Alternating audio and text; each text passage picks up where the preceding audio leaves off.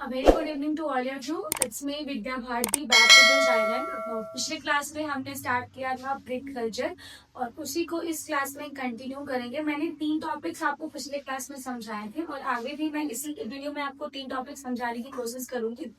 ठीक है, तो सबसे पहले है प्रिंट रिवॉल्यूशन और इसे का प्रिंट रिवॉल्यूशन हुआ था कि आपने पता है कि जर्मनी में जोहान्स गुटेनबर्ग ने प्रिंटिंग प्रेस का आविष्कार किया था 1430 में।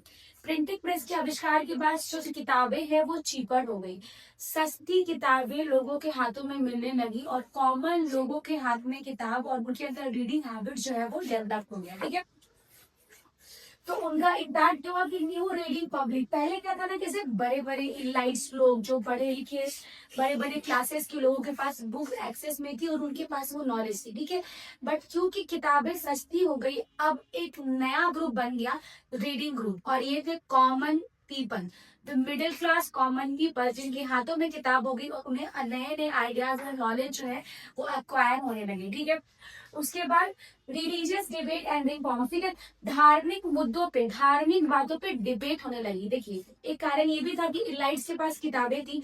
अगर हम फ्रांस सोसाइटी की बात करें तो फ्रांस की सोसाइटी में जो नोबल क्लास और क्लर्की क्लास है वो नहीं चाहते थे कि धार्मिक किताबें, चाहे हम यहाँ अपनी बात करें, जो भी धर्म ग्रंथ है या जो भी हम वेदास की बात करते हैं, वैदिक टेक्स्ट की बात करते हैं, पुराण की बात करते हैं, तो जो अपर क्लासेस के लोग हैं वो नहीं चाहते थे कि ये चीजें बाकी लोगों के पास, लोअर क्लासेस के पास पहुंचे।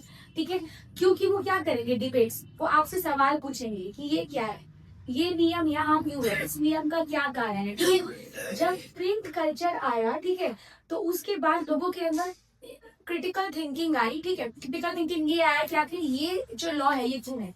ठीक है, अगर राजा बना है तो वो लोगों की हित के लिए क्यों नहीं बना है। ठीक है, अगर राजा है तो ये जो नियम है, ये जो कानून है, ये जो धार्मिक किताबों में जो भी चीजें लिखी है, ये एक्चुअली करेक्ट है या फिर उनके द्वारा बनाई गई अवधारणा है। ठीक है, तो इसका एक एग्जाम्पल हमने देखा, मार्टिन लूथर किंग ने बाइबल पे सवाल उठाना शुरू कर दिया, चर्च और पादरी के क्लास पे सवाल उठाना शुरू कर दिया। ठीक है, और उसके इस सवाल उठाने से एक नया क्रिश्चियनिटी में एक नया रिफॉर्म आया। क्रिश्चियनिटी 2 भाग में डिवाइड हो गया।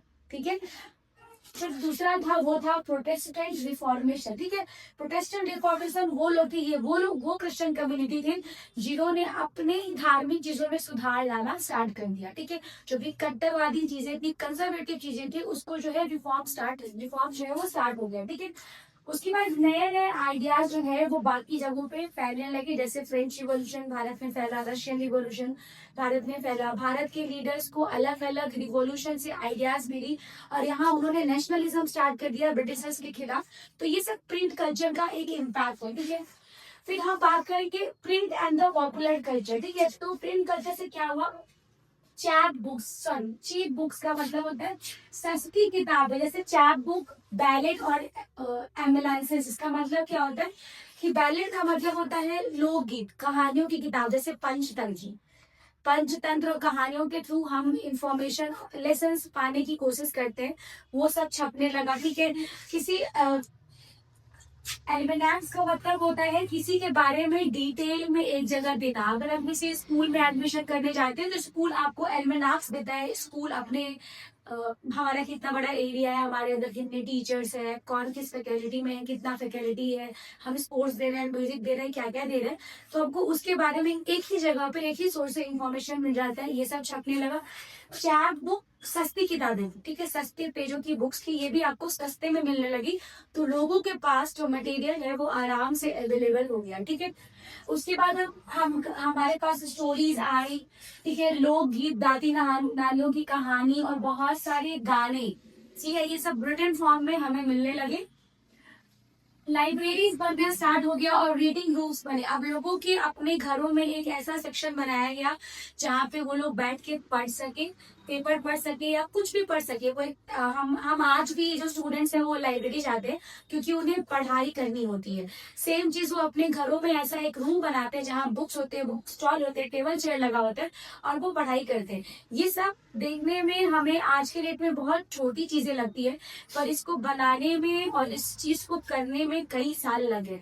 ये एक तरीके से रिवॉल्यूशन ले आया सोसाइटी में। ठीक है, और उसके बाद तो छठा लोगों है प्रिंट एंड सेंसरशिप। जब चीजें प्रिंट होने लगी, लोग सवाल उठाने लगे धार्मिक चीजों पे, गवर्नमेंट के पॉलिसीज पे, और क्या हुआ कि सरकारों ने इस पे सेंसरशिप लगाना स्टार्ट कर दिया।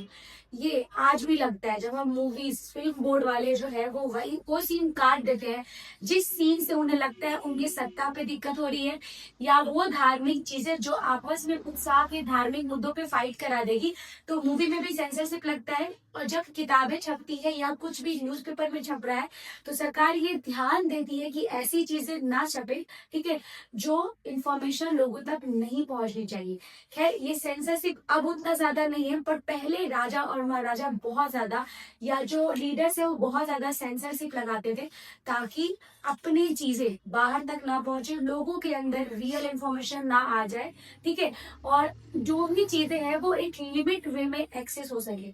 तो प्रिंट हुआ, प्रिंट कल्चर हुआ, प्रिंट के इम्पैक्ट हुए, और उसके बाद सेंसरशिप जो है, सेंसरशिप इज जस्ट रिस्ट्रिक्शंस जो लगना स्टार्ट हो गया, ठीक है। तो नेक्स्ट क्लास में मैं आपको प्रिंट कल्चर और भारत में इसका क्या इम्पैक्ट है वो स्टार्ट करूंगी। तो मेरे साथ बने रहिए, एंड जो भी आपको डाउट होगा कमेंट सेक्शन में मुझसे पूछिए, and thank you so much.